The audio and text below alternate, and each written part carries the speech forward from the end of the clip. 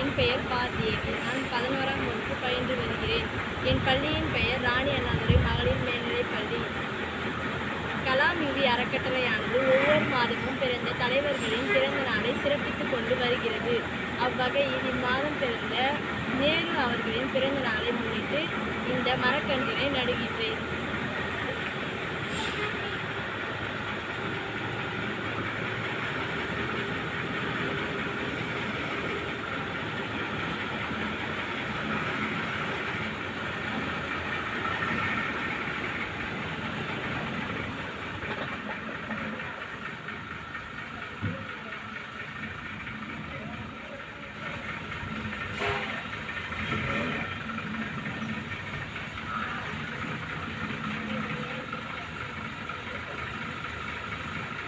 எனக்கு வாய்ப்பளித்த கலாம் நிதி அறக்கட்டளைக்கு நன்றி.